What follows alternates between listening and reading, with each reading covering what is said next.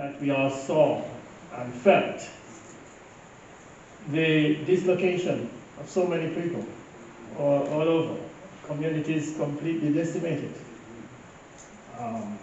I've been around for a while. No matter how I look, I may look like I just got here, but I've been around for quite a while.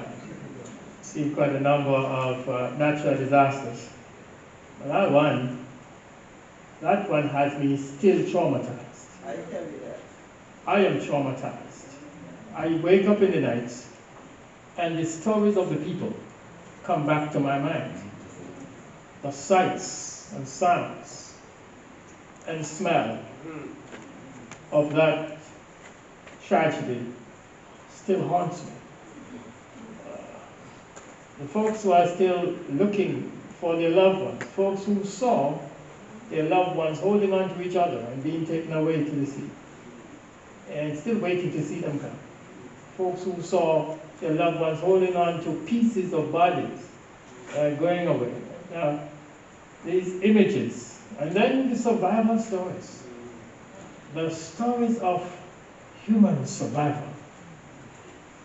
As we think of all of these, we think of a great God who shows up, Amen. even in the midst of the storm. Yes. And we are so thankful that no matter how dark it is, He comes through. And there was something else that showed the human spirit of our people and the greatness of our church. The tragedy makes me appreciate my church so much more. I saw my church rise to the challenge. I saw a nation, this Bahamas nation, rose to the occasion, taking care of the people. And everybody becoming a part of a survival story. We are deeply moved by the many calls and telephones and messages that reached us here at Atlantic Caribbean Union from our sister organizations around the world, from institutions like Loma Linda. Everybody wanted to know what could they do to help. Everybody wanted. In fact, everybody wanted to come to be here with us and help us ride out the storm and help us to respond to this catastrophe. We had to be saying to some folks, we would welcome your presence and help, but our homes are destroyed. And there is hardly any accommodation on the islands to receive you. So we will inform you when the time is right. And I can tell you right now, there is a team of construction workers waiting out of Trinidad, the Caribbean Union, just waiting to come in. We have identified 40 people, in fact, just in a small little location. I asked one of our leaders to give me some names of people who we can help with clearing their homes right now. And out of it, he just said, look, yesterday I found 40 homes of people who have material sitting down, but no one to use it. No skilled workers, not enough skilled workers. And so we just told the folks, come on over, bring your people. We have homes right now waiting for you to repair. So we are happy for the help that we have received from all over the world. I want to thank especially Loma Linda University, Dr. Fayad, and I thank you for coming to the Bahamas a little earlier. You came just in the nick of time. You came here in March or April, I think, of last year. And by the end of the year, when September came and you heard what we were experiencing, it touched your hearts. Not only did he plan to come over, but he also made the personal financial contributions to the recovery effort here. And I want to thank you so much. I want to thank your family for supporting you in this. And I want you to please express our appreciation to your institution, the administration of Loma Linda University, for allowing you and your team, and Dr. Roll, meeting you here now. And I welcome you to the Bahamas. I welcome you to our union. I thank you for the heart that you have for us, the love that you are showing, and even though your program is so taxed and you are so busy, you found time to be here to help us get through this. Folks, we're going to get through it all together. Yes. All of us are going to get through it together. We're going to hold hands. We're going to rise. We know that we're going to rise from the ashes, and I believe flowers will bloom again from the ashes that we see. Thank God for the resilience of our people and the spirit of our people. We are already beginning to see the sunlight. But there's a long, long way to go. And we've got to stay together on this until everybody is comfortable again. Oh, yes. And so while many have focused a lot on the physical structures, on material stuff, you'll agree with me that not enough attention has been paid to the mental. Yeah. And so, thank God, we have experts like Loma Linda, Department of Psychology, who have come by here to help us deal with these consequences of trauma. The psychological trauma team is here, and I'm told that they will be with us in this for the long haul. I'm so delighted to hear that. We'll be discussing with Loma Linda how we can continue this kind of intervention so that everybody who needs help can access help without money. All right. Amen? Amen. Thank you for coming, and I appreciate your presence, and I want to thank you, Pastor Kenny, for allowing Sister Natlin. I want to put your hands together for Sister Natlin Lakoy, who has coordinated, organized this, and has been on the ground, making sure it happens. And tomorrow you're heading to Grand Bahama, where you will be ground zero. Thank you. Thank you so much, and I welcome all of you, and I ask you to please enjoy the moment and benefit to the max from this. Amen.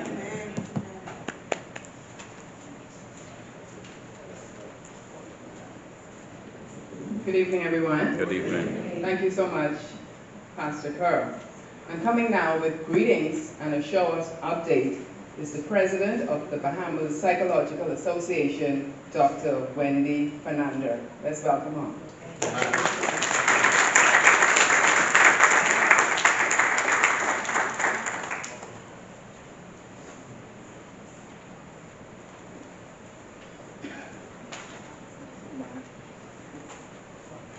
A very pleasant good evening, everyone. Good evening.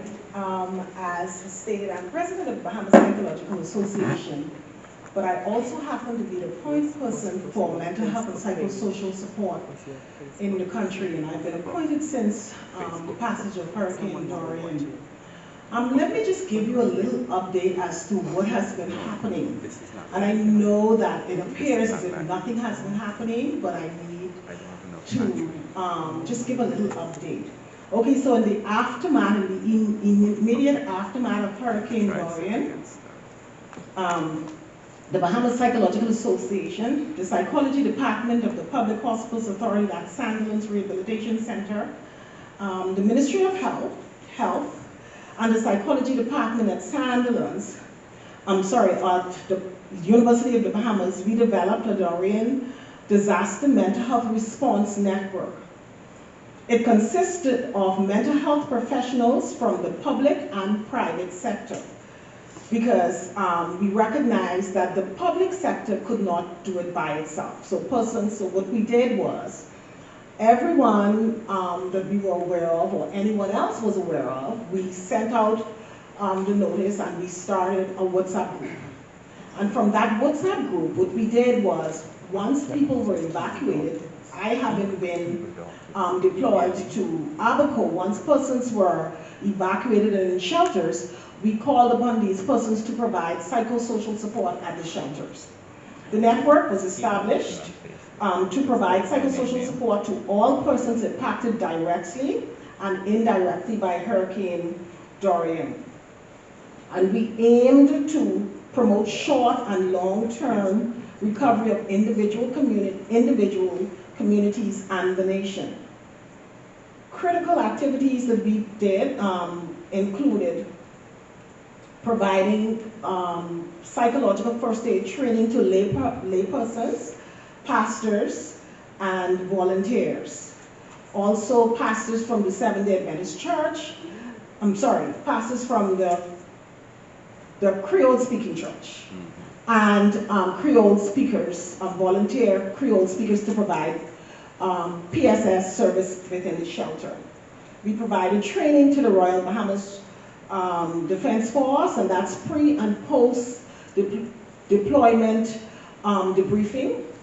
We provided and continue to provide psychological first aid for guidance counselors and teachers, training with medical personnel being deployed to Abaco, and that's pre and post deployment. Of course, we did some public education. We did various groups at churches, different churches, and different church groups.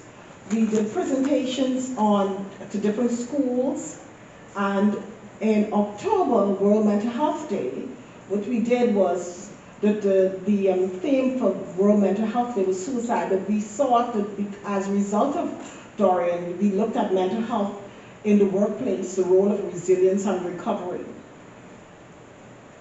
Shortly thereafter, I think the week of, that would have been October 10th, we started a group at Doctors Hospital every Thursday evening.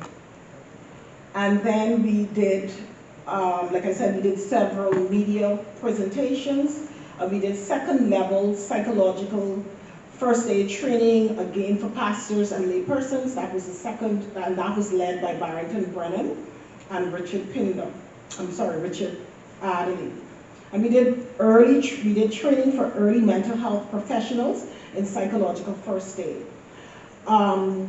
What we are doing right now, one of the things we established is, and I know it's 3 minutes, so please remind me, in collaboration with our Caribbean colleagues, the Caribbean Alliance of National Psychological Association, we decided that one of the things we will do in collaboration with the Ministry of Health is we will phase in how persons come in to provide services so that there isn't, so we know who's doing what, where they are, and we have an idea. So there's a sustainability, but also we wanted to ensure that not just sustainability, but we wanted to ensure that there was a kind of synchronization of what was happening. Because we know that people use different format and different trainings, and so we want to ensure that that happens. So our colleagues from the Caribbean, now we anticipate that they would be coming in at some point in time.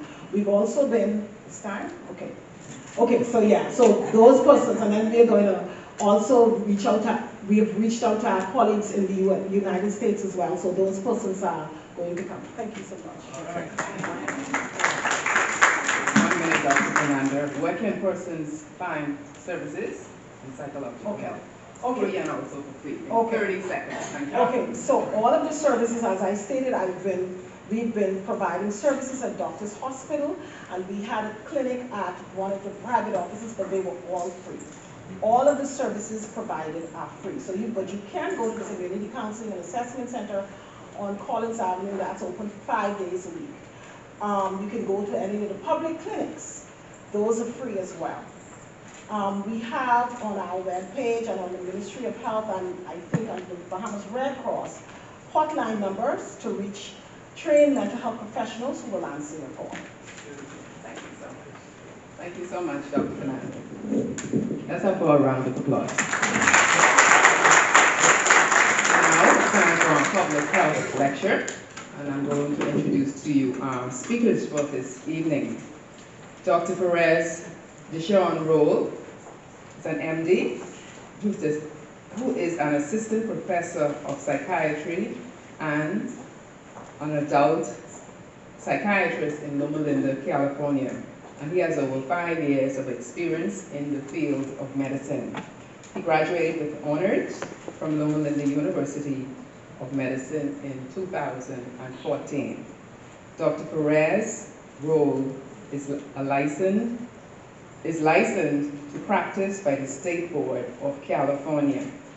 It's very short and to the point, a man of few words. He's also a son of the soil. And And I would like to share with you that Dr. Perez was baptized at the tender age of 13 right here at the New Providence Seventh-day Adventist Church. Our second speaker is Dr. Carlos Fayard, and he completed his undergraduate training in Argentina and pursued his doctoral degree in psychology at the California School of Professional Psychology in San Diego. He has been involved in the training of medical students, psychiatry residents, and clinical psychology interns since 1988. After serving for 6 years as a bilingual psychologist at Peyton State Hospital, he joined the Loma Linda University Department of Psychiatry, where he currently is in private practice, working with individuals and couples. In addition, Dr. Fayard is the Director of Psychotherapy Training for the Psychiatry Residency Program, the Chair of the Committee on Religion and Psychiatry, and coordinates the Religion and Psychiatry Elective for Senior Medical students. As part of the Clinical Psychology Intern Program, Dr. Fayard teaches a year-round seminar on diversity and spirituality as applied to the process of psychotherapy, and an advanced evidence-based psychotherapy seminar, which is a joint course for clinical psychology interns and psychiatry residents. He provides weekly individual supervision to clinical psychology interns and psychiatry residents. Dr. Fayard is the Assistant Director for the Mental Health Affairs in the Health Ministries Department of the World Headquarters of the Seventh-day Adventist Church. In this capacity, he has lectured and consulted locally and internationally. He is also a consultant to the Catholic Diocese of San Bernardino in California. I invite for both of them a round of applause before they come to the podium. And our first speaker will be Dr. Perez Roll, and he will be speaking on the topic, long-term consequences of trauma. And Dr. Carlos Fayard will be speaking on spiritual ramifications of trauma. Thank you so much. Dr. Roll. Good evening, everybody. Good evening. It is really good to be back home. Never get tired of being with family and eating really good food. You can't get good food in California. At least not good food like here. So I am really happy to be talking about a topic that's really important to me. I work with a lot of teenagers in California. I work with young adults. And one of the most common things that comes up is dealing with trauma, but particularly trauma that has been going on for a long time. And they usually come in after a major event happens because all of their trauma really gets amplified. So what I wanted to talk to you guys about today is what are some of these long-term effects of trauma? How do you recognize it? And what do we do as a community and family and friends when we do see this trauma being reflected in our friends and family? So one of the key things to note is what is trauma itself. Oftentimes people tend to kind of isolate it to violence, but trauma comes in a lot of different forms. And some of the forms are a little bit hidden.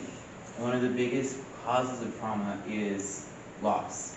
And loss of family, loss of friends, but also could be the loss of a job, loss of a house, loss of a way of life. You can also have trauma from a sense of bullying. A lot of people are bullied when they're growing up. People are harassed when they're at work. So this can also cause trauma. Trauma can also happen, traumatic events can happen to other people, but they can still affect us. And oftentimes people believe that we only experience trauma if it happens to us. But watching people that we love go through traumatic situations can definitely leave an impact on us as family and friends. So I like to tell stories. So I'll tell you about a couple of different patients I've had. I'll change the names so that nobody would know who they are. And they show an example of what trauma looks like after years and years of going through it. So the first patient I want to talk about, I'll call her Emily. She was let's say middle-aged, late 40s, middle 50s lady. She came in, she was crying. She told me, Dr. Roll, I just divorced my husband. He had been abusing me for years. And she said that now that she had finished the divorce, she thought that everything was going to be okay. But she found herself feeling more depressed and more alone. I asked her about, well, what's the rest of your family said about all of this? She hadn't told them. She had adult children who did not know what happened in their own home growing up. And she felt isolated. Her family and friends told her that you seem a little bit different, you seem a little bit off, but none of them could really pinpoint what was going on. And here she was, hoping that her life would be better, but now just feeling isolated. So she's a really good example of people who go through trauma, and a really good example of what trauma looks like when, what we look like when we have come through the event and trying to start the process of recovery. So one of the questions that she asked me was, why is my life falling apart now? So to answer that, kind of looking back at why did she become isolated? One of the things that I've noticed is that oftentimes there's something I like to call the silence. So a traumatic event happens, and Bahamians know the silence a little bit more than most, but you want to be secretive about it. You classify the trauma as your personal business, or your family will classify it as their personal business, and they don't want you to talk about it. And a lot of times people do this because they fear that the outside community is going to judge them. They feel like they're going to be humiliated. They feel like people are going to blame them for what happened. And so they kind of keep it to themselves. They pretend like everything is okay. They try to show that they're strong on their faces, but inside they're falling apart. And because they try to show this face of, I am not bothered, no one comes to help because no one knows if there's any reason to come and help them. So that's one of the reasons why a lot of people end up being isolated, because of the pretending that happens. Another big reason why people can be isolated, and sometimes from other people, is because they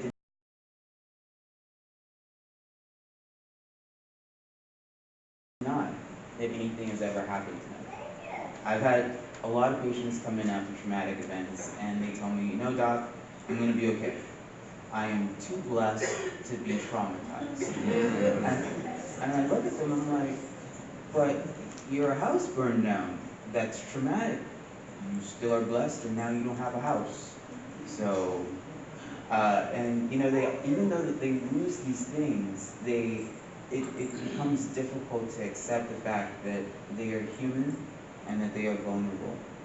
And the healing can only happen if you accept that difficult things can happen to me even if I'm strong, even if I'm blessed, even if I'm good. Terrible things still happen, and they leave an impact. And so being able to accept that fact is the first process, or the first part of beginning to get better, or beginning to get over the long-term effects of trauma. Another patient story, I'll call this lady Mrs. Smith. She was elderly, like 80 years old. And so she came in, she was always a little bit grumpy, always had her Dr. Pepper with her, and her purse, and would always chastise me every time she came in. But that day she came in, she was grumpy, but she was also sad. She talked about how her family members had been in conflict with her. They had been arguing quite a bit. Her family and herself, they were fairly wealthy, but she had a lot of debt. And she needed to sell a lot of the stuff that she had to pay off the debt that they owed. Family members couldn't figure out why she wouldn't sell the stuff. They actually called her a hoarder because there was so much stuff in her house. And she came in and she's like, I don't know why I can't give up this stuff. I don't know why I can't sell it and pay off all the debts. I have it. So I asked her to tell me a little bit more about her life. She let me know that we eventually went back to her childhood, and she told me about how her father had lost his job. And when he lost his job, they lost their home.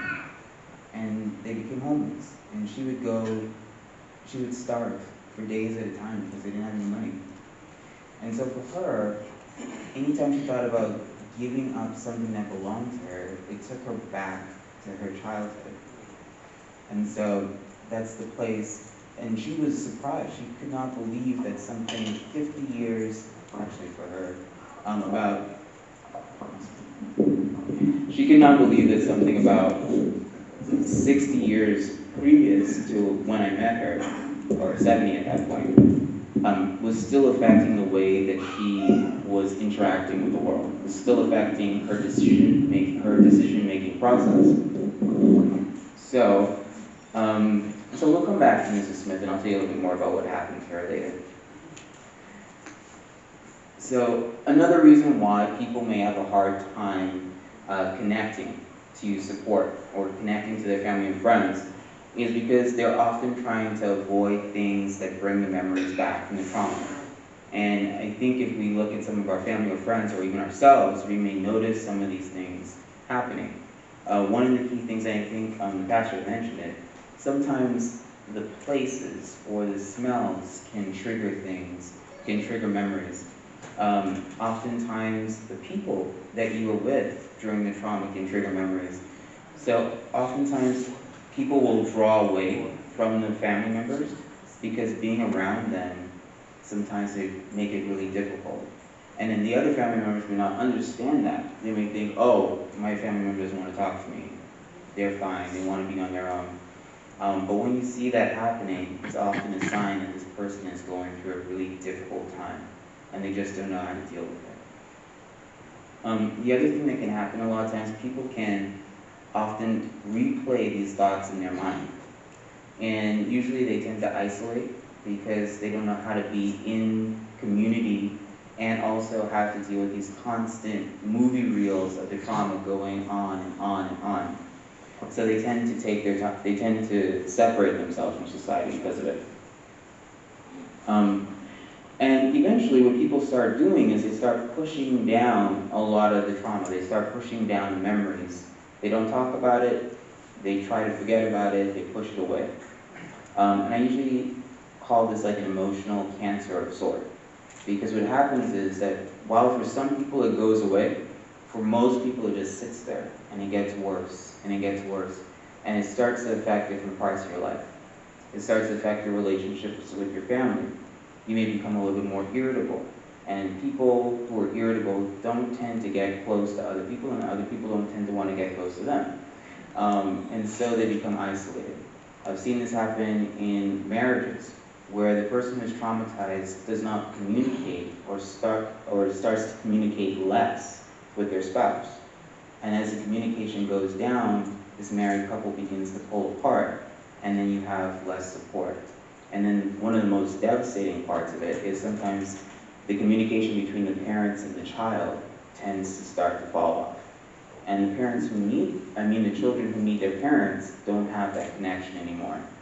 And so you have like a whole family system beginning to experience trauma. And one of the other effects that can happen when you push away trauma, when you try to bury it, is that when it sits there, when another trauma comes later in life, it amplifies the second trauma.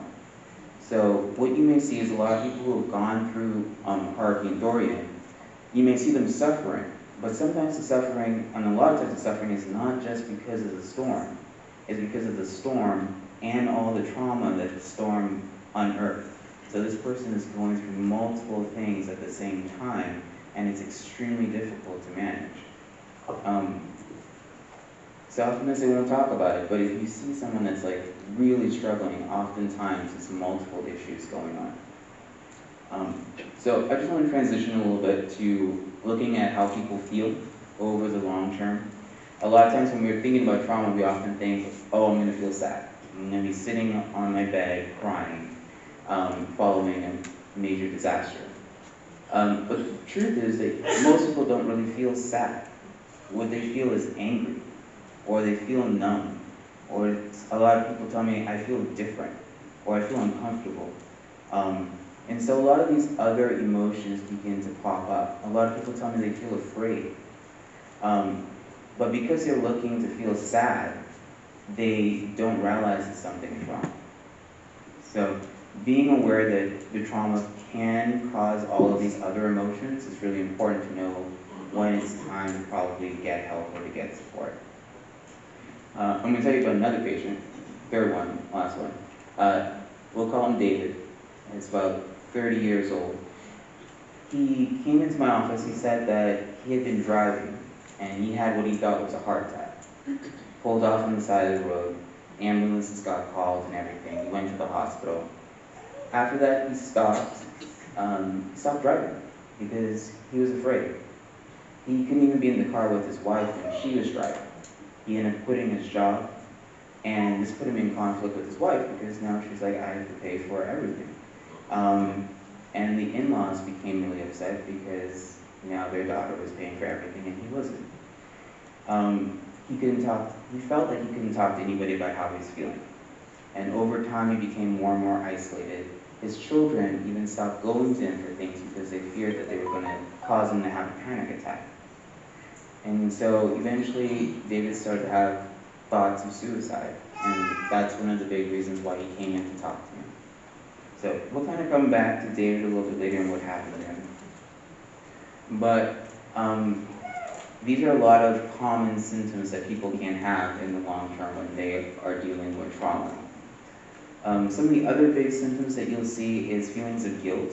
People tend to blame themselves, and it's usually grounded in something that's not really true.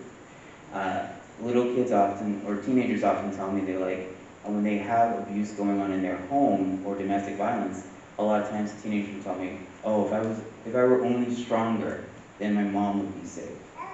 Or I have patients who were diagnosed with cancer, and they'll tell me, doc, if I just ate more kale, I would not have cancer. And those thoughts don't make any sense, but for the person, their guilt is wrapped up in these distortions of reality. So that's pretty common when you're dealing with trauma. They tend to have a hard time looking and seeing the positives that happen in their lives or happen in the lives of other people. They tend to lose a lot of motivation. Motivation for work, motivation for being around family, motivation for doing the things that they love. Oftentimes, one of the things you'll find is if you invite them to do something that they used to like doing, they will usually decline. That would usually be out of character for them. The other thing that you will notice is distorted thinking. And it kind of takes a little bit for you to kind of step back and notice it. To give you an example, sometimes when people go through trauma, they'll start blaming other people for the trauma, even if that other person had nothing to do with the trauma. And sometimes we can feed into it, thinking like, oh, why is this person blaming me, and just becoming angry. But this is a very common symptom of what happens when people go through trauma. They're looking for a cause. They're looking for someone to put the blame on, either themselves or someone else. And one of the other big symptoms of trauma is difficulty remembering parts of it. This one is a little bit more important when you're dealing with, especially with sexual trauma, especially when people are when they're doing police reports, because a lot of times the patients won't remember everything that happened. And oftentimes people blame them and they say, well, it must not be true, you didn't remember. But not remembering is one of the big symptoms of experiencing trauma. So those are some of the most common things that you'll see when you're dealing with patients who are experiencing long-term trauma. I just want to take a few minutes to kind of look at the suicidal thoughts. A lot of times, people will not come forth to tell you that they're having suicidal thoughts. They tend to be afraid. They tend to be afraid that you're going to think that they're weak. They tend to be afraid that you're going to judge them or that you won't understand. Oftentimes, this is when they get to a point where they feel like nobody's listening, when they feel like they have no one that they can go to. And the suicidal thoughts are a lot more common than people think. So, there are a couple things that, as family and friends, that we can do when we have patients or when we have loved ones going through trauma. One of the biggest things is to ask people how they feel. Ask them, I know you're going through a hard time. I just want to check and see how you've been having these suicidal thoughts. I know it's scary to ask the questions. It's even more scary to be the person experiencing it and feeling like no one would understand. And for the people who are experiencing suicidal thoughts, I often tell them to reach out to your family and friends. Also look into your community for extra resources, like you want to find a good therapist, you want to find a psychiatrist, you want to find a community clinic. You want to start building your team of support to help you out, because overcoming trauma is not a solo process. It takes an entire community to get over it. True. Now, sometimes people try to handle it on their own, and they end up getting into what I like to call maladaptive behavior. So one of the biggest ones I find is that people tend to try to work more. Every project that comes up at work, they're on it. Every committee that they have, every family member that needs something, they're driving them everywhere. And the hope is that they find that if they can be busy enough, they won't think about it. The problem with that is, eventually, your energy will run out, and you'll become tired. And then you'll have to deal with everything once you're tired. So that's the danger with that particular approach. Other times people get involved in a little bit in more unhealthy practices. Sometimes they will start drinking a lot more, or they will start drinking. Sometimes they will start using various substances. Sometimes they will start gambling more. Sometimes a lot of patients end up getting into porn. A lot of times patients will start taking what used to be relatively normal habits, like eating and watching TV, and those become excessive. Watching TV all day, every day, or eating large amounts of food. And the common thing with all of these practices is that the person is trying to forget what's going on. And the other problem is that they're trying to do it by themselves. So oftentimes, by the time the family figures out what's going on, the person sometimes can be at the point of addiction. And so if you find that the person, the individual, is at the point of addiction, the biggest thing that you need to do is you need to deal with the addiction first. Because they can't deal with the trauma if their mind is clouded by everything else that's going on. And one of the key things with patients or people who have addiction and are dealing with trauma is that it's extremely difficult. So as they get better, as they go through the process, they may sometimes relapse. They may sometimes turn back to those substances as it becomes a little bit difficult to heal. And so the key thing for family and friends is to be patient with those people. When they fall down and they relapse, to offer them a hand, to be like, hey, I know it's hard, let me help you up. Let me help you find your way back. So those are things that are extremely important when helping people who are dealing with both addiction and trauma, which tend to occur together fairly commonly. And so, with all of that being said, how do we actually support each other? So there are a couple key things I want you guys to take away in terms of supporting each other. The first thing is emotional preparedness. So if you have a loved one that you know has been through trauma, the first thing is to check in with yourself. Am I in a place where I can support this person? You may be going through a lot of trauma yourself, and you may need a lot of support, so you may not be the best person to offer the support to someone else. Also, having open and honest communication. A lot of times when we're taking care of other people, we don't tell them how we're feeling. We tend to feel like, oh, we just need to focus on this person. But letting them know that you're also hurting or that you're having a hard time is important, because it's better to have two people working together, walking hand in hand, trying to overcome trauma, than one person trying by themselves to help the other one through it. So being open and honest about how you're feeling. And then self-care. You have to take time away for yourself. Even if you have a lot of people in your home that you're taking care of, you need to take time, whether it is to spend time with your own family, whether it's to go to church, whether it's to go exercising. Taking care of yourself is one of the most important things that you can do to help you take care of other people. And if you're the one going through trauma, taking care of yourself is extremely important for overcoming the trauma. And the last thing that's super important is it has to be a team approach. If you're the person going through trauma, you need a team around you. Because if one person is on vacation or one person is spending time with their family and friends, you need to have other people that you can go to if things are hard. And if you're the person taking care of the person that went through the trauma, you need to have a team as well, because sometimes you're going to need to step back and allow other people to take over. So just kind of revisiting a couple of those patients I spoke about earlier. So Emily, the lady who got divorced, I've been seeing her for about 1.5 years now. And I encouraged her very strongly to start letting her family know what she's been going through, which she did. And her sons actually stepped up. So they started spending a lot more time with her. Her friends started taking her out on the weekends. She started spending more time with her grandkids, started going back to church, started getting involved in her community. She even told some of her coworkers what was going on so that they could understand, or they could look out for signs and symptoms of if she were not having a good day at work, they knew to ask or to check in with her. Is everything better now? No. Are things a lot better than what they were? Definitely.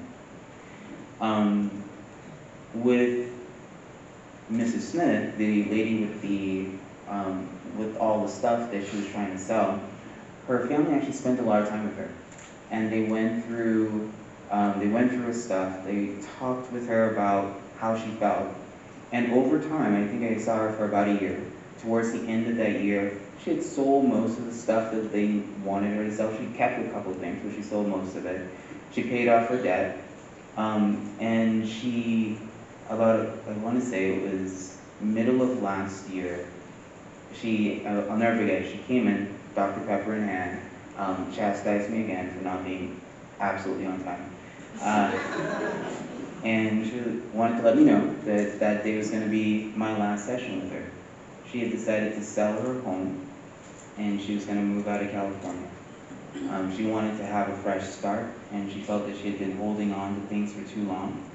And so for her, that was going to be her fresh start. So things got a lot better for Mrs. Smith. And then for our last patient that I spoke about, David, I've been seeing David for 3 years now. It's been a long road. But now David is driving again. He is taking his kids up and down the coast of California. They go camping. He's a stay-at-home dad for now, but he's looking to get back into the job market. He's been talking with his in-laws, he's been talking with his wife. His family has been extremely supportive. They actually, surprisingly, they come to the sessions, they ask to come to the sessions every so often so that they can better understand him. One of the good things with David is that he no longer has the suicidal thoughts. Does he still feel afraid sometimes? Yes. But he tells me that when he does feel afraid, he either speaks to his wife or he goes to his in-laws, and he feels like they understand and they help him process and get through it. So the key thing with all 3 of these patients is, one, it took a long time for them to heal. And 2, it took a team effort. It took their entire family and their friends working together with them to get them to a place of healing. So what I would say is, if you take nothing else away, take those 2 points: time and the team effort. So that's all I have for today. I hope that it was helpful, and I hope that as you guys go back out, go back home, I hope that this is the start or the continuation of the healing process for you and your families. Thank you.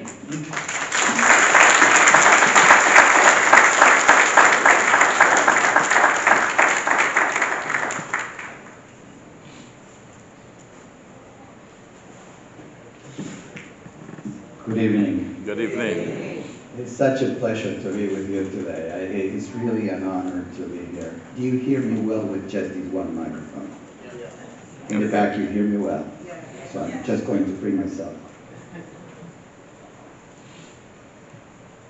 I'm a little bit under the weather, so I apologize. I will not be as enthusiastic and powerful as the speakers that preceded me. But I hope you'll be blessed. What Dr. Rawls said, and this is, I think, the key message, there is hope. There is hope for each one of us. Disaster shakes everything, including our faith. And it shakes us in ways that sometimes we don't anticipate. For instance, when Pastor Kerr mentioned the images, but also the smell that comes back and haunts him. You know, God has made a brain such that He's prepared to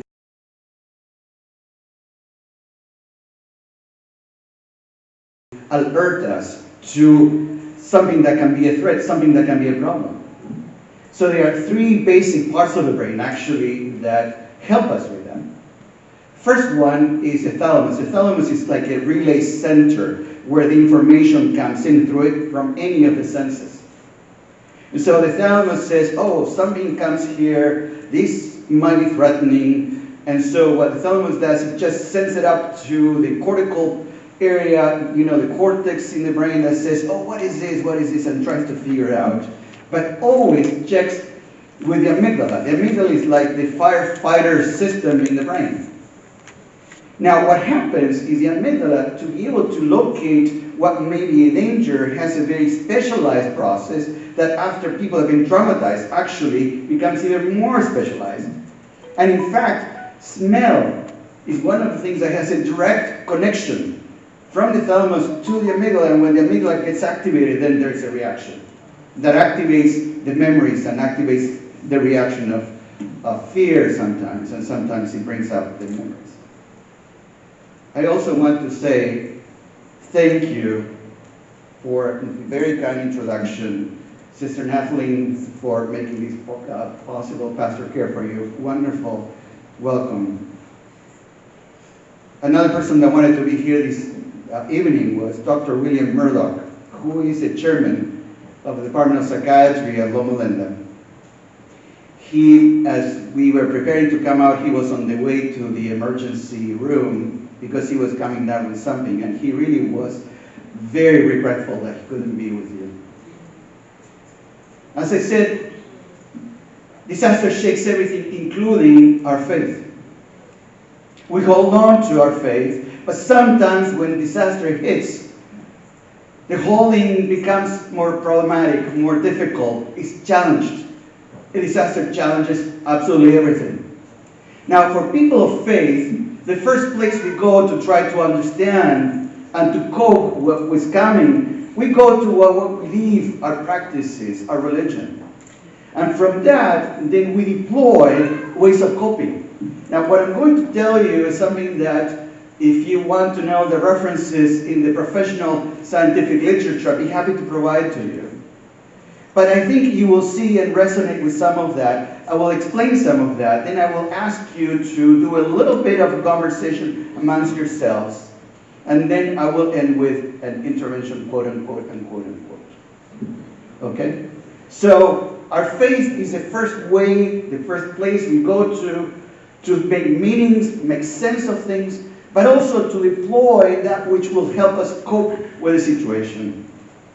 Now, there are positive ways of coping with our faith, and there are negative ways of coping with religion. And I'm going to mention the two so that you can see what I'm talking about. So, the literature and the research shows there are three ways of positive coping, one better than the other two. Okay? So these we know, if you do this, you're going to do better. So one kind of positive religious coping is referred to as collaborative. What that means is that you hold on to your faith, but you also do what you need to do. You keep coming to your knees and asking the Lord to be with you in prayer. But if you need to see someone like Dr. Roll, then you go and do that. If you need to see someone like Dr. Fernando, you do that. and you continue to come to your church and you worship the Lord, even when your heart is bleeding. Collaborating is what the best way to cope with a negative event. Now, there are two other ways that are not quite as helpful. In fact, they're not much helpful at all, but I'm going to share those with you. Certainly, I will not recommend them. One is called passive religious coping. You know people that say, I will trust completely in the Lord, but they do nothing. Lord, come and help me, heal me, but they don't walk the walk they need to walk. The Lord has not made us that way. He's giving you a mind, He's giving you legs, He's giving you a heart, and He naturally has endowed you with these processes, these elements, so that indeed you can collaborate with the Holy Spirit in seeking healing and renewal of your mind and your soul. So this is passive. Collaborative is the best. Passive, really not very good. And one that is not quite negative, but it's not really quite helpful, and you're not going to believe this, but some people use what is referred to as avoidant religious coping. You know what that means? People that say, you know what, when it comes to dealing with life, particularly when things are tough, I'm not going to depend on anything. I'm going to do it on my own. And so they stop praying, they stop believing, they stop opening their scriptures because they feel, I can go it alone. Not very helpful. Now I'm going to tell you about the negative religious coping. And these are things that if you do, you're going to be worse off than if you had no faith. This is serious. If you engage in negative religious coping, if you're depressed, you're going to be more depressed. If you're anxious, you're going to be more anxious. And therefore, it's very important that we understand about it and that we also see that we don't rely on negative religious coping. Now, one form of negative religious coping is referred to as, the three are referred to as religious struggles. Now, has anyone struggled with their faith any time in their lives? Maybe I'm sitting here among saints that are ready for translation and they don't need never without anything, they believe everything. Well, I'm not one of them. If you're human, perhaps there's been a time in your life, and particularly when disaster strikes, when then you're questioning your faith.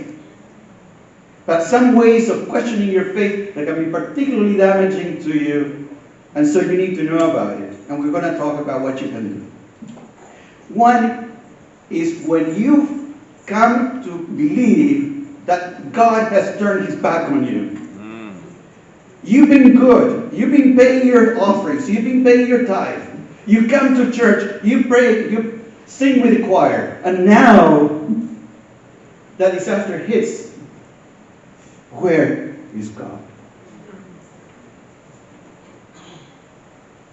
As you know, Psalm 23 says that He will lead you to green pastures, but He also will do what? Will walk with you through the valley of the shadow. Yes. We wish it was all green pastures, believe me. I wish for that. Life is different. But people that come to the point in which, for whatever reason, they concluded that God turned their back, that He's no longer interested in your well-being, that is bad. You'd be better off not believing there is a God, by the way. Another one that is a negative form of religious coping is what happens in your mind. For instance, as Dr. Roll was saying, sometimes you start to take responsibility more than you should. Maybe this happened to me because I had not enough faith. Maybe I'm being punished because of some sin I've ever committed. And so when that happens to your mind and it grabs your mind, then your faith as a way of dealing with life, making sense of life, ceases to have the power that it can otherwise have. So the second part. So one is when you think God has left you, or something like that. Second is when your mind is grabbed and is dealing with this sense of burdens that you relate to your spiritual standing. The third one is interpersonal. Some people, when they go through difficult times, they wonder, where is the church? Where is my community? I've been there all the time. How come when it comes to this, I am not receiving help?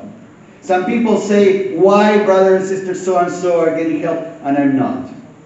So when people find themselves alienated, distanced from their churches, from their communities, they also have what is referred to as a religious struggle and is a negative religious coping. Now I want you to know that if you ever had any kind of religious or spiritual struggles, you're not alone. Psalm 22. This is word of God. He says, my God, why have you forsaken me? Have you ever felt a little bit like that? My God, why have you forsaken me? Why are you so far from saving me? So far from my cries of anguish. Have you ever been through a night of anguish, pleading out to the Lord, hoping that somehow something would happen, but that His word would come through, and you wake up the next day, or you never fall asleep, you're still crying? My God, I cry out by day, but you do not answer by night, and I find no rest. Verse 11. Do not be far from me, for trouble is near, as there is no one to help. Many bulls surround me. If we were thinking not just of a language that was relevant for the psalmist, but for our language today, you may say many waters were surrounding me. He says, roaring lions that tear their prey open their mouths wide against me. And you could say, these huge waves are coming around and they're just surrounding me. And then he describes how he feels. I'm poured out like water, and all my bones are out of joint. My heart has turned to wax, has melted within me. My mouth is dried up like a potsherd, and my tongue sticks to the roof of my mouth. The psalmist is speaking about the experience of trouble. What it feels like to be surrounded and to fear that there's no way out and you're alone. Says, dogs surround me, a pack of villains encircles me, they pierce my hands and my feet. So when we are in the middle of a disaster, in the middle of a difficult time, we see the enemy, we see the threat, we feel surrounded, we feel alone, we feel the pain, and we cry out to God. Psalm 22. Now, what do we do? How can we restore meaning? So, oftentimes, when we go through disasters of different kinds, the kinds Dr. Roll spoke about, or the one that many of you and many of people in your families have gone through, you wonder about God's character. Know that even though it's true that Psalm 22 is part of the Bible, the enemy wants you to believe that. The enemy doesn't want you to. The enemy wants you to believe that indeed. The answer is, of course, where is God? God is not coming back to answer to you. The enemy wants you to believe that. But it's natural, it's normal to question, to wonder. Sometimes we have a hard time with forgiveness. People that we were counting on are not there. And oftentimes we have problems with forgiving ourselves. We carry a burden. Why did I stay instead of going? Why didn't I go that way instead of going that way? Why didn't I call out and try to save somebody? What do we do? Well, what I'm going to say is easy to say, not easy to do. This is why you may need each other. You do need each other. We all need each other, but also may need some additional help. So, we need to accept that which cannot be changed. We need the courage to accept what has happened and yet continue to trust. But there are things that are within our control and we can change. You can change your beliefs. If you're assaulted with doubt, you can deal with that. If you have dealing with your emotions, you can deal with that. If you're engaging in behaviors like Dr. Robert described, you can deal with that. You may not change what happened. You may not change what was lost, but indeed you can change yourself. And the Lord is with you to do that. The other thing is that when disaster strikes and we're in the middle of turmoil, our minds drift to that which is negative, that which is gone. And it's important that we also affirm that which is still here, what is good and what is meaningful. Another thing that is important and can be helpful: serve something bigger than yourself. Step out, reach out. You will be blessed, others will be blessed. Open up your heart so that other hearts can be opened up to you. Sure. And then you can be together. One of the most horrible things in trauma is to feel that you're alone. Sure.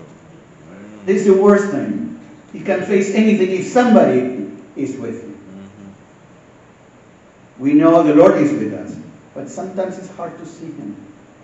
You need a tangible presence with you. Another thing, keep your faith. Sure. Hold on, brother and sister. There is hope. Yes, sir. And we know that the best is yet to come. We have this hope that nothing can take away. Let's hold on to that. And concentrate on becoming what you were intended to be, which is a child of God. Oh, yes.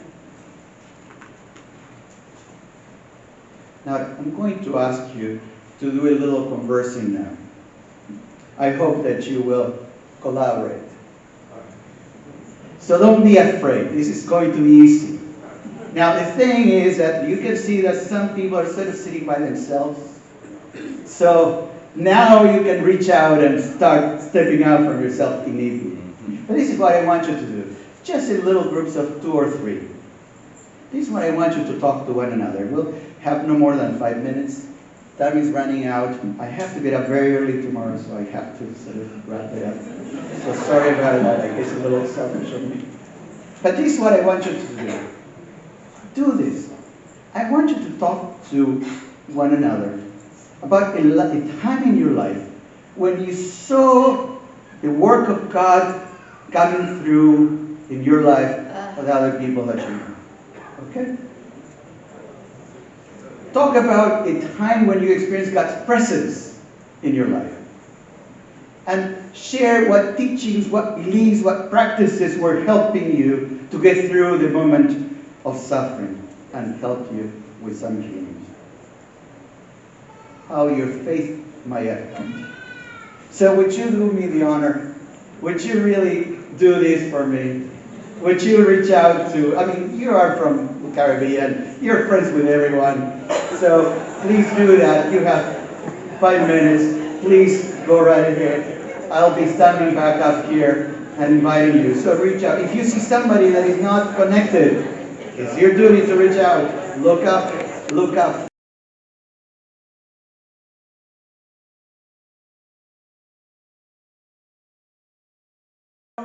In the Bible, there is one book completely and solely dedicated to that. You know which book is that?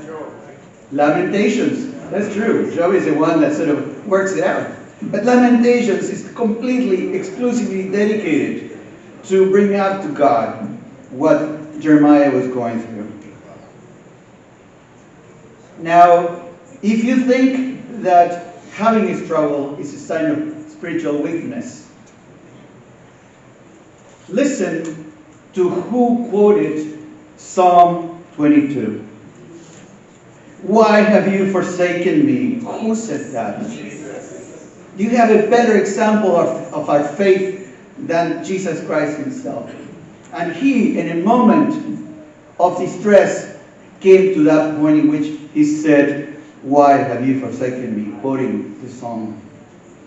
So having a spiritual struggle is not necessarily an indication of a broken faith, but rather, perhaps, a faith that may be purified by fire, as it says in 1 Peter chapter 1. We never know why things happen. Oftentimes we don't. But this we know, that in God's grace we can see His hand and also find a way through. So this is how Psalm 22 goes. But you, Lord, do not be far from me. You are my strength. Come quickly to help me. Deliver me from the sword. Deliver me from this pain. My precious life from the power of dogs or whatever is threatening you. Rescue me from the mouth of the lions or whatever is coming after you. Save me from the horns of a wild oxen or whatever is chasing you. All the ends of the earth will remember and turn to the Lord, and all the families of the nations will bow down before Him. For dominion belongs to the Lord, and He rules over the nations and over our lives. I'll conclude with a blessing from 2 Corinthians chapter 1. And then I'm going to ask you to do a little exercise. Blessed by the God and Father of our Lord Jesus Christ, the Father of mercies, and the God of all consolation. Anyone needing consolation, the Father of all consolation. He consoles you and me in all our affliction, so that we may be able to console those who are in any affliction, so you can be a conduit for healing for others. Because we are consoled by God.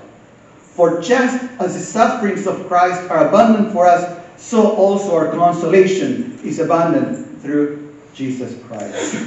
May we be blessed by these words. And so now, the last thing I'm going to ask you to do. Please stand up. Please stand up. Get on your feet. Get on your feet. And now, turn to somebody next to you and tell them, God loves you and so do I. Thank you.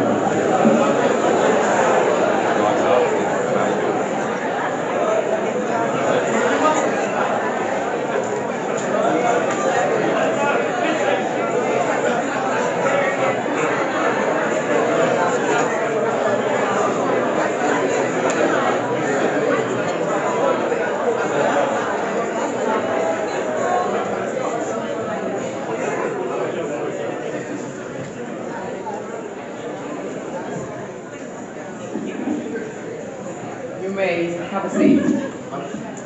Were those presentations beneficial? Thank you so much, Dr. Fayad and Roll. And at this time, we're going to open the floor for a few questions, for maybe about 15 minutes. Does anyone have a question they would like to ask? I have a question. We invite both doctors to come back.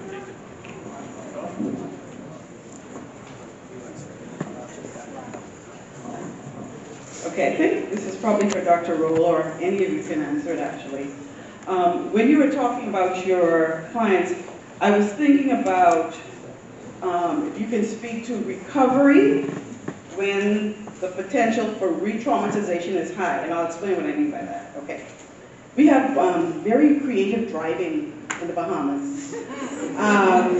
In terms of get creative, you know.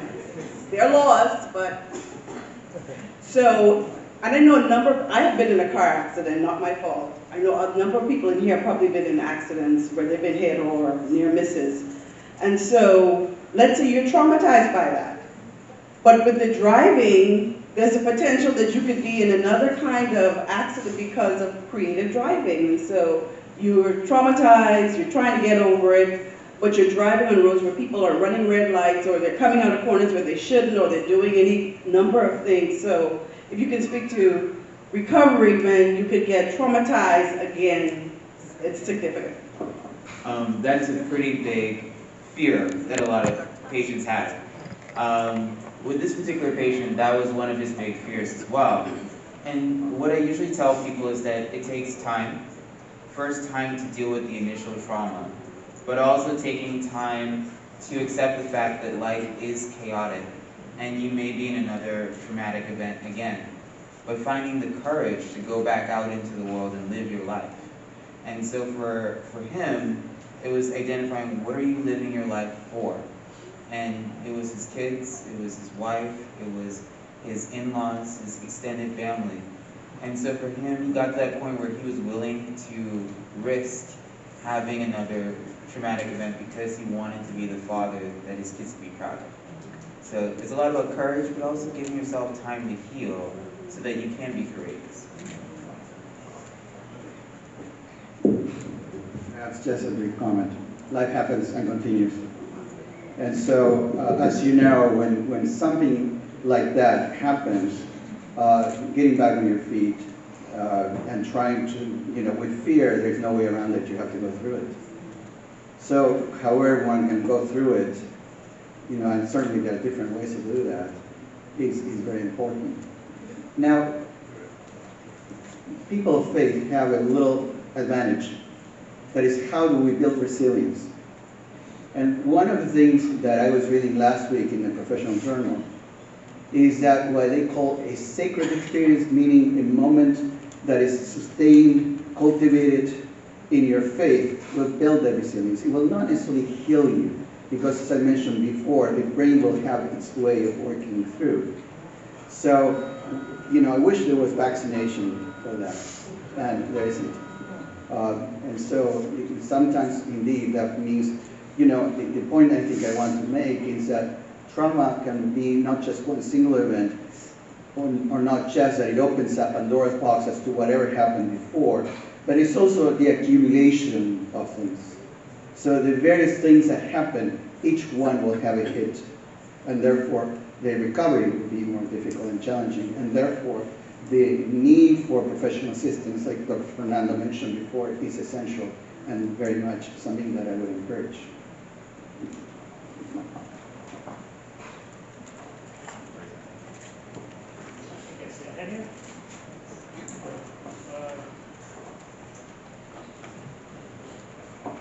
Good evening. I just wanted to find out, for persons who may have experienced trauma and have turned to alcohol, smoking excessively over the years, trying to get out of it and was not successful, what role can a psychiatric hypnotist play in that? I know that it's an unusual question, but I would like to know if possible. Can they assist? Thank you. So what you want is really, you want something that is more standard of treatment, standard of care, and hypnosis tends not to be for addictions. And so my recommendation is rather to use the 12-step processes.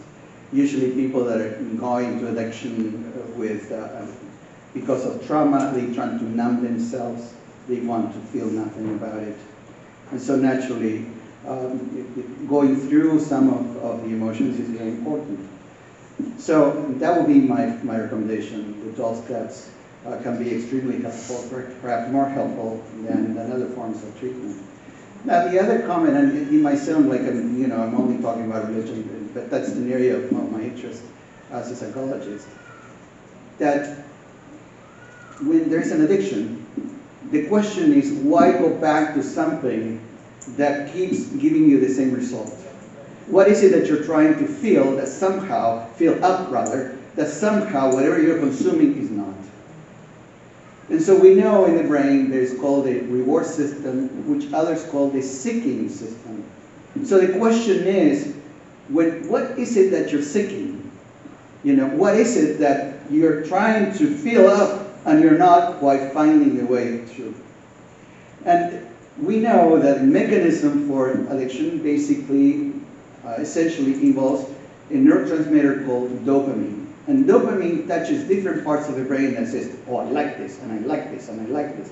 Only that then it leaves you empty. And we know that one of the ways in which that process is reversed is when a neurohormone called oxytocin is released.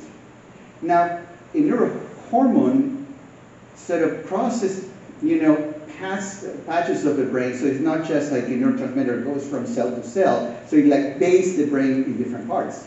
Now, oxytocin is released, for instance, when women are nursing their babies. Have you ever seen a woman nursing a baby? Do you ever see their face? What do they look like?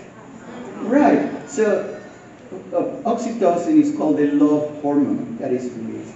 And naturally, it can be released through different ways.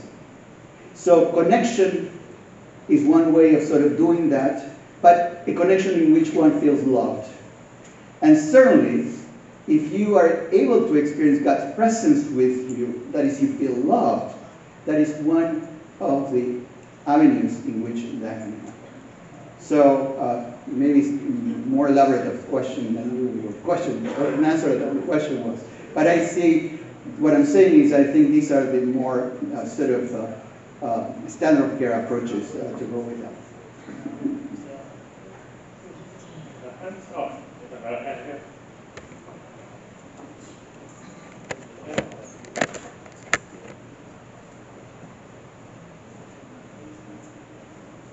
Okay,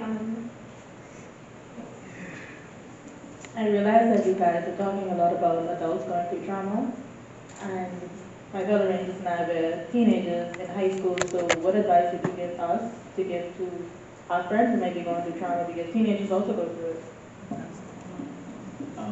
You can take That it is very true. So, I work on an inpatient adolescent unit with teenagers, and this is probably one of the hardest things for them to deal with because a lot of times they're very wary of people finding out that they're going through a lot.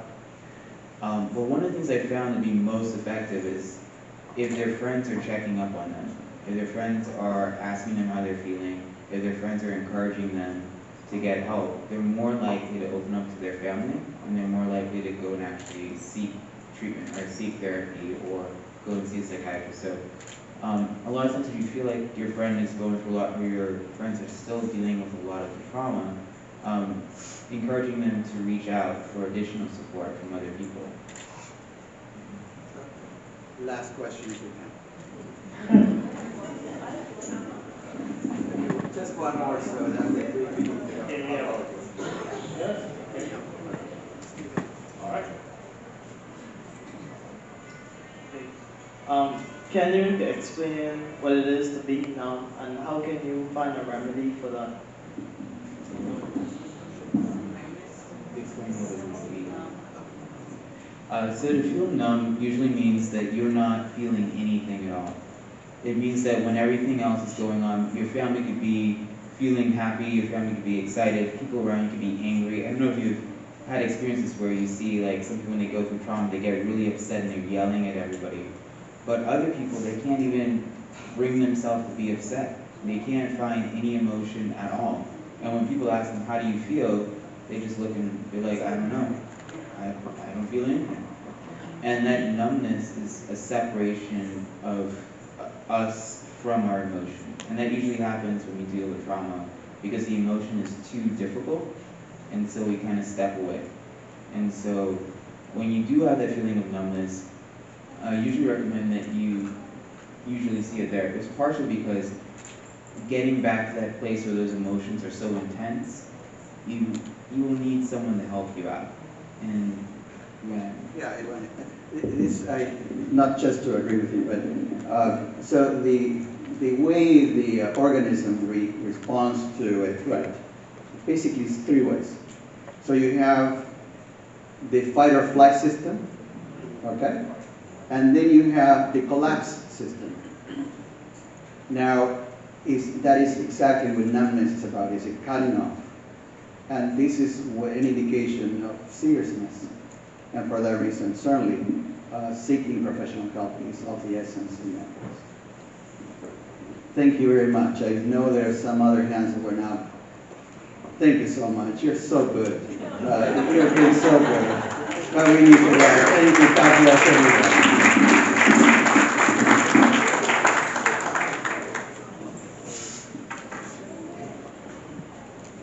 Thank you, doctors. Fayad and Roll. I invite for them a round of applause again. I would also like to thank Pastor Alvarico Morse, who's the pastor of this church, and all the officers and members for so graciously hosting us. We do appreciate it. We'd also like to thank all the persons who participated in the program tonight. Pastor Kenny Devoe, who did the opening prayer. Elder Kibble Dawkins, who did the welcome. Pastor Peter Kerr, who did the greetings. And also Dr. Wendy Fernanda, who gave greetings and a show and update to you from the Bahamas Psychological Association.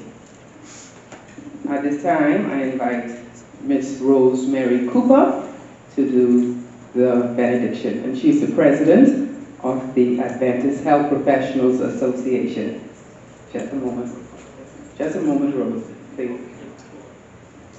Okay, Pastor Carr, before Rose comes with the closing prayer. Thank you so much. I'm sure you want to help me put your hands together for Sister Natalie.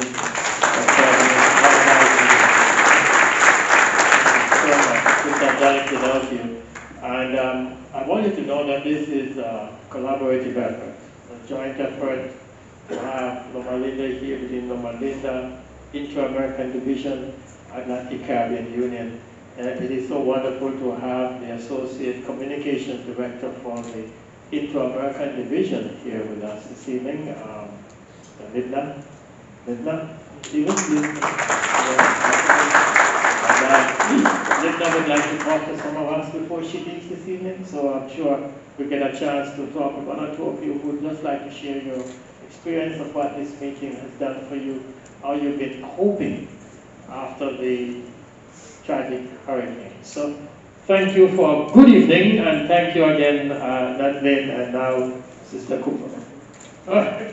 One more thank you. Thank you so much to you, audience. Thank you so much for coming. And I pray that you are much more enriched as a result of this public health lecture. Wasn't the information disseminated this evening, wasn't that informative? Yes. Did you learn? We learned a whole lot, didn't we? I sure did. And I know that we can help others as we go out there, encourage, uplift, and motivate them as they go through their trials as well. So let us now stand and be dismissed in prayer. Our Father who art in heaven, we pause to give you thanks and praise, O God, right now for your many blessings. We thank you, Father, for the information that was shared this evening. And Lord, we ask that you will keep us, O God, in your vineyard, that we may win souls spiritually, physically, and mentally for your kingdom. Lord, as we part here this evening to go to our place of abode, we ask, O God, that your Holy Spirit will go with us, keep us and protect us. In Jesus' mighty name. Amen.